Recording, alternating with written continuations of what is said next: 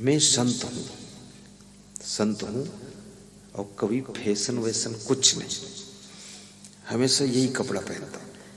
लेकिन 15 करोड़ लोग TV channel से हमको जानते हैं और 5 करोड़ 28 लाख यूट्यूब से जानते हैं, और जानते ही नहीं है, मानते भी हैं। अब कभी भी ये एक्टिंग पैक्टिंग करने की जरूरत नहीं, ना सैया बलमों के गाना गाया कभी, ना कुछ नहीं। ये सब लफड़े वाले गीत में कभी नहीं गाता और याद भी नहीं है कोई, और फिल्म कभी देखा नहीं ना, कभी नहीं जिंदगी भर। और पोस्ट ग्रेजुएट तक की पढ़ाई किया, यूनिवर्सिटियों में पढ़ा। तो हमारे साथ में पढ़ने वाले कहते थे तुम पूरे महात्मा जी। हमने कहा बिल्कुल, अधूरे थोड़े पढ़ना, पूरे ही रहना। इलायची लौंग भी खाना नहीं। हमारे प्रोफेसर भी कहते थे बहुत अजीब आदमी हो तुम। हमने कहा अजीब ही रहूंगा, तुम्हारी तरह थोड़े रहूंगा मेहरकुल्ला बनकर, फालतू खुराफात करते। कितने टीचर भी वो क्या संस्कार देंगे, स्वयं हीरो बनकर आते स्कूल में। बुद्धूनाथ क्या दिमाग है तेरा। अब कम से कम शिक्षक हो, गुरुजी हो, सभ्यता की पोशाक पहनो। ये उल्टा पलटा से कोई काम नहीं होगा। अपना घर संभालो। ये हीरो हीरोइन का तो धंधा है फिल्म बनाना, इनको तो पैसा मिलता है। अगर पैसा न मिले तो ये 1 सेंटीमीटर कमर नहीं हिलाएंगे। इनको करोड़ों मिलता है, तब ये खूब नाचते हैं, कूदते हैं, उछलते फुसलते, फालतू बकवास करते हैं। तो आप लोग इनके चक्कर में भी ना पड़ना। अपने जीवन को अच्छा बनाइए, सजाइए। और साथ साथ में कबीर साहब कह रहे हैं 4 बातें संभाल लीजिए तो जीवन में सुख आएगा। नंबर 1, सकलो दुर्मत दूरी करो। समस्त दुर्बुद्धि को दूर करो। दुर्बुद्धि, बुद्धि तो सबके पास होती है, लेकिन कुसंगत में पड़ करके बुद्धि दुर्बुद्धि में बदल जाती है, और सत्संगत में आने के बाद बुद्धि सद्बुद्धि में बदल जाती है। जो बुद्धि गलत चिंतन करने लग जाए, गलत चीजें सोचने लग जाए और गलत कार्यों में लीन होने लग जाए, तो जो बुद्धि आपकी माता पिता को सताने में लग जाए, जो बुद्धि घर बिगाड़ने में लग जाए, जो बुद्धि अपनी जिंदगी को बिगाड़ने में लग जाए, वो बुद्धि दुर्बुद्धि कही जाती है। और जो बुद्धि सबका कल्याण करने में लग जाए, सत्संग कराने में लग जाए और सबका हित हो ऐसा चिंतन करने लग जाए, ऐसी वाणी बोलने लग जाए जो बुद्धि सबका कल्याण हो जाए, तो समझ लो वो बुद्धि सद्बुद्धि है। रावण के पास में भी बुद्धि थी, लेकिन दुर्बुद्धि थी, सद्बुद्धि नहीं थी। रावण को मंदोदरी ने समझाया, कुंभकर्ण ने समझाया, मेघनाद ने समझाया, सबने समझाया, लेकिन रावण समझा ही नहीं। जो अपने अहंकार में आकर के किसी के समझाने से समझे ना, तो समझ लो वो रावण है। अब इतने लोग समझा दिए, तुम समझते नहीं गलत काम कर रहे हो। मंदोदरी ने समझाया ये सीता जी को वापस कर दीजिए, फालतू बकवास मत कीजिए। तो रावण ने कहा चुप, तू जानती नहीं कि मैं रावण हूं। तो मंदोदरी ने हंसकर कहा कि यदि तुम राम होते तो समझाना क्यों पड़ता, रावण हो इसीलिए समझा रही। ये चुप करने से काम नहीं चलेगा, वापस कर दो। मंदोदरी बहुत समझदार थी, उसने सीता को दुख नहीं दिया बिल्कुल। कुंभकर्ण भी समझदार था, विभीषण तो बहुत समझदार था। जिस कार्य के लिए आपके माता पिता भी समझाने लग जाए, पत्नी भी समझाने लग जाए, आपका भाई भी समझाने लग जाए, बहन भी समझाने लग जाए, तो समझ लो आप गलती के रास्ते पर जा रहे हैं। आप तुरंत सुधर जाइए, अन्यथा आपका विनाश होने वाला है। और अपनी बहन को भी दुख मत दीजिए। तो शकलो दुर्मत दूरी करो, समस्त दुर्बुद्धि को दूर करो और अच्छा जन्म बनाओ। कबीर साहब कहते हैं कि अपने जीवन को अच्छा बनाओ। जीवन अच्छा कैसे बनेगा? जीवन अच्छा बनाने के लिए पहले अपना स्वभाव अच्छा बनाइए। स्वभाव, चरित्र को अच्छा बनाइए, चरित्र। और वाणी को अच्छा बनाइए, कर्मों को अच्छा बनाइए, अपना व्यवहार अच्छा कीजिए। ऐसा व्यवहार न करो कि पीछे तुम्हारी निंदा हो, ऐसा चरित्र मत बनाओ जो बदनामी हो, ऐसी वाणी मत बोलो जो लोग तुम्हारे पास बैठना ही पसंद न करें, ऐसे कर्म मत करो जो कांटे की तरह चुभे आपके, और ऐसा स्वभाव मत बनाओ जिससे कि आपका प्रभाव बिगड़ जाए। किसी भी फील्ड में आप काम कर रहे हो, ये 5 चीजों पर विशेष सावधानी बरतिए। अपने आप से तर्क कीजिए, आत्मावलोकन कीजिए कि मेरा स्वभाव बिगड़ तो नहीं रहा कहीं। कितनी महिलाएं बहुत अच्छे स्वभाव की होती हैं, जब शादी हो जाती है, ससुराल में आती 2-3 साल के बाद उनका स्वभाव चिड़चिड़ा हो जाता है, गुस्सा आने लगती है, क्रोध करने लग जाती है। तो घर वालों को भी लगता है कि अब तो पूरा चेंज हो रहा, मौसम बदल रहा है, ठंडी जा रही है, गर्मी की ऋतु आ रही है। ये सब क्या कर रही हो? जिस सुंदर स्वभाव से तुम्हारा मान सम्मान बढ़ता है, जिस अच्छे चरित्र से तुम्हारा आदर होता है, और जिस मधुर व्यवहार से तुमको लोग पसंद करते हैं, और जिन पवित्र कर्मों से तुम्हारा महत्वपूर्ण स्थान प्राप्त होता है तुमको, और जिस भाइयों बहनों मीठी वाणी से सबके दिलों में तुम्हारा स्थान बनता है, इस अपनी वाणी को बिगड़ने मत दीजिए।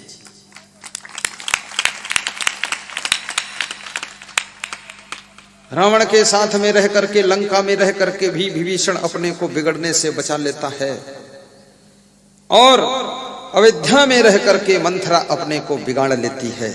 याद रखना, जिसको बिगड़ना है वो अयोध्या में भी बिगड़ सकता है, और जिसको नहीं बिगड़ना है, संभल कर रहना है, वो लंका में भी विभीषण बनकर प्रकट हो सकता है। और बिगड़ोगे तो आपका ही सम्मान खत्म होगा। अपनी इंद्रियों को भी बस में रखो। वश्येन्द्रियम जितात्मानम धृत दंडम विकारिषु पारिच्य कारणम अत्यंत धीरम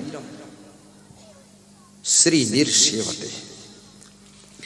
ये 5 चीजें जिसकी जिंदगी में होती हैं, उसकी जिंदगी में कभी न लक्ष्मी की कमी रहती, न शांति की कमी रहती। ये 5 चीजें आपके सामने आज प्रकट कर देता हूं।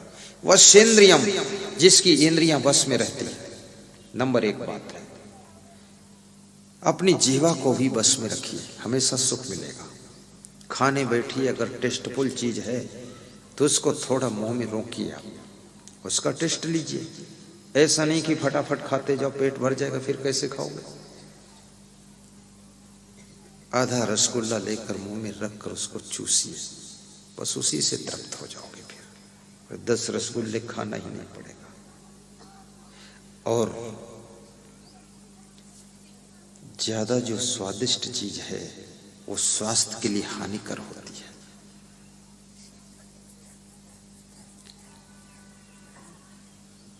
जिह्वा इंद्री पर भी अपना कंट्रोल रखो। जब बोलने चलो तो जो बोलना है उस बोलने वाले शब्दों पर विचार करो, इसका परिणाम क्या हो सकता है। सारी बात की एक बात है कि परिणामदर्शी बुद्धि बनो, कि ये कार्य करूंगा तो इसका रिजल्ट क्या आएगा। कार्य करने से पहले रिजल्ट आपको दिखना चाहिए। ये बात बोलूंगा, इसका रिजल्ट क्या आएगा। ऐसा स्वभाव बनाऊंगा, इसका रिजल्ट क्या आएगा। और इस तरह का व्यवहार इनके साथ करूंगा, रिजल्ट क्या आएगा। आप अगर परिणामदर्शी बुद्धि प्राप्त कर चुके हैं तो आप जीवन में कभी फेल भी नहीं होंगे, अशांत भी नहीं होंगे। कभी कभी तुम कहते हो कि मेरे मुंह में तो शब्द आया था, बोल दूं इनको, लेकिन फिर बोला नहीं, बोल देता तो ज्यादा गड़बड़ हो जाता। बस इसी का नाम परिणामदर्शी बुद्धि है। कभी आपको जोश आ जाए अपने पति के ऊपर कि इनको कुछ बोल दो, लेकिन तुम ब्रेक लगा लेना, बोलना मत, नहीं तो बोलने के बाद फिर आगे कुछ और शुरू हो जाएगा। कंट्रोल कर लेना। सहनशीलता को तप कहा गया है, और घर घर के कलह कलेश में फंस करके मनुष्य का विकास रोकता है। माताओं बहनों को चाहिए कि अपने घर में कलह कलेश के वातावरण को खत्म करें, ताकि उनके घर के पुरुष लोग विकास कर सकें। पुरुषों को चाहिए नशा व्यसन की आदतों को छोड़ें, आलस्य का त्याग करें, और अच्छी तरह से महिलाओं के साथ व्यवहार करें, ताकि घर की सेटिंग बनी रहे। उल्टा पलटा खान पान भी ना करें। आप अपने घर के पुरुषों की प्रतिभा की परख कीजिए, किसके अंदर कितना ब्रेन है, और उसको अवसर प्रदान कीजिए कुछ करने के लिए। आप अपने घर की महिलाओं की भी प्रतिभा का आकलन कीजिए, ये क्या क्या कर सकती है। ऐसा नहीं है केवल घर में ये छोटा काम कर सकती है, इनके पास में बहुत बड़ी क्षमता है, ये बहुत बड़ा बड़ा काम कर सकती। अभी उत्तर प्रदेश में एक ऐसी महिला है, उसका नाम मीनाक्षी देवी है। वो 12 शुगर फैक्ट्री की मालिक है, वो शुगर फैक्ट्री चला रहा है, और एक एक शुगर फैक्ट्री में कम से कम 5-5 हजार 10-10 हजार लोग कर्मचारी काम कर रहे हैं, और पूरी एरिया का गन्ना खरीदती है। उसका पति कहता है कि मुझे तो इतना बुद्धि नहीं है, शांति से रहता हूँ, पर ये ज्यादा होशियार है, तो यही फैक्ट्री बढ़ाती जा रही है। फैक्ट्री बढ़ाया।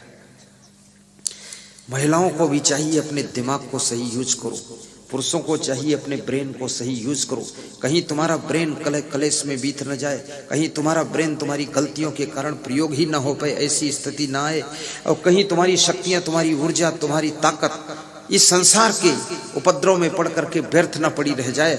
सारे उपद्रवों को किनारा कीजिए, कलह कलेश से ऊपर उठ जाइए, गम खाना सीख लीजिए, अपनी पूरी शक्तियों का, एनर्जी का, बुद्धि का सही प्रयोग करके और नंबर 1 पर अपना स्थान प्राप्त कीजिए। ये तुम घर ही में रोज उलझे रहोगे, चाय में, पानी में, रोज उसी चक्करबाजी में। बाथरूम की टोटी कौन तोड़ा है? अरे छोड़ो। बाथरूम की टोटी तोड़ने वाले भी कृपया सावधान हो जाए।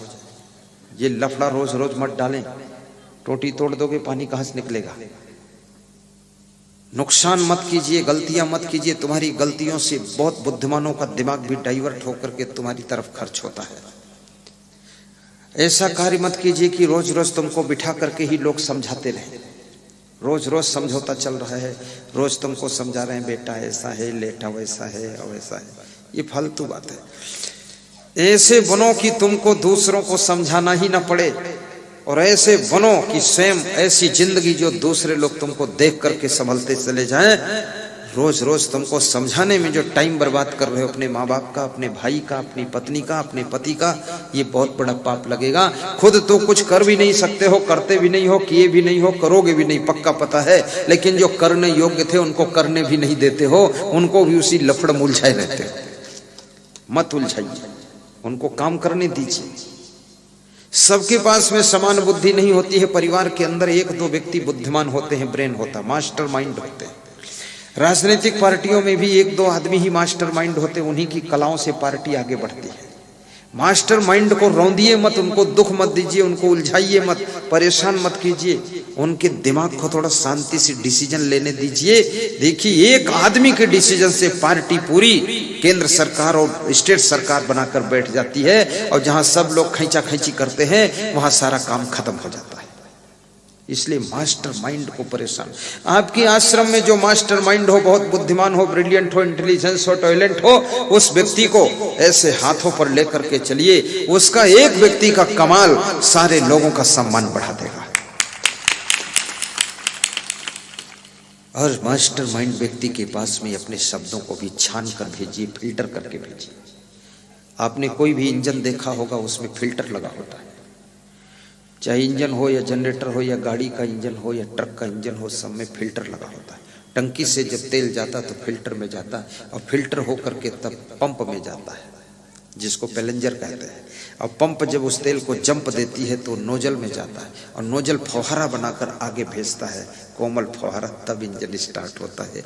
याद रखना, किसी किसी को अपने घर में फिल्टर बन जाना चाहिए, और किसी किसी को पंप बन जाना चाहिए, जंप दीजिए, और किसी किसी को नोजल बन करके कोमल फौहारे मास्टर माइंड तक पहुंचाइए। तब देखिए तुम्हारे घर का विकास का इंजन स्टार्ट ही रहेगा, कभी बंद ही नहीं होगा। ये कचरा मत पहुंचाइए। हर बात किसी से कह देना, उसमें भी बहुत खतरा है। सब बात बताओगे, माइंड डिस्टर्ब हो जाएगा। और ये भी याद रखना, कोई आपके माइंड को कितना डिस्टर्ब करना चाहे, लेकिन फिर भी डिस्टर्ब होना ही मत। पहले से संकल्प लेकर रहना। घर के लोग इतने समझदार अगर नहीं हैं, कचड़ा, लफड़ा, रगड़ा, झगड़ा मचाते रहते हैं, और सारी बातों का बवाल तुमको सुनाते रहते हैं। तुम सुनते रहो, हंसते रहो, मुस्कुराते रहो, डिसीजन लेते रहो, कार्य करते रहो, घर को संभालते रहो। विकास का इंजन बंद मत होने देना, क्योंकि कभी कभी इंजन की भी हैबिट हो जाती है तो बिना फिल्टर वाला तेल भी खींच के चला देता है। ऐसे बन जाना। अब क्या करोगे जब लोग नहीं समझदार है? अब उसमें तुम भी अगर डाउन हो जाओगे तो और धराशायी सब काम हो जाएगा।